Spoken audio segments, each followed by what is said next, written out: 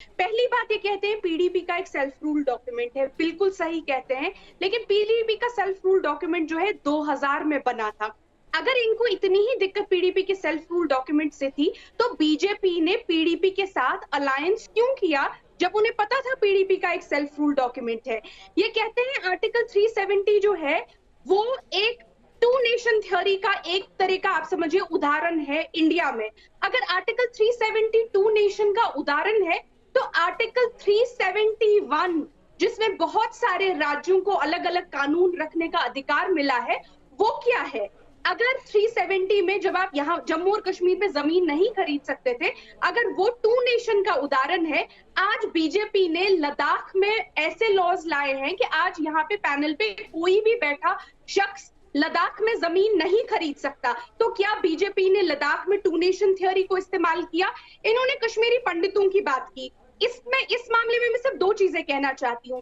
पहली बात, जब कश्मीरी पंडितों को उनके घरों से निकाला गया 1989 में, तब जम्मू और कश्मीर में सरकार जो थी एनसी की नहीं थी।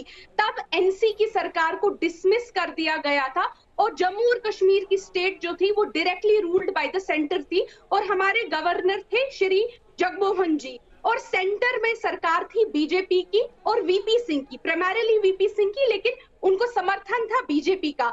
अगर ऐसा सच है कि 370 से ही कश्मीरी पंडितों को निकाला गया, तो आज 2 साल हो गए 370 को हटाए हुए। कितने कश्मीरी पंडित वापस आए? क्या आप वापस आए? इनफैक्ट हम तो कहते हैं आप लोग आइए, हम अपनी पलकें आप लोगों के लिए बिछाएंगे और हर कश्मीरी मुसलमान के लिए आपके दरवाजे खुले हैं। आपको किसी और घर नहीं आना है, आपको अपने घर आना है।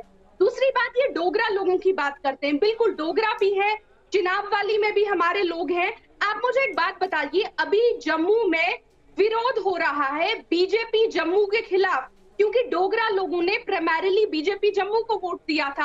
आप कोरोना वायरस में उनकी डेथ्स देख लीजिए, बीजेपी ने वहां पे क्या किया, टोल प्लाजे पे टोल प्लाजा शुरू कर दिया, वाइन शॉप पे वाइन शॉप शुरू कर दिया।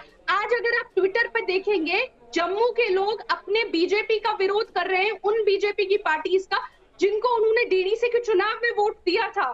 तो ललित जी, आप क्या कह रहे हैं लोगों से?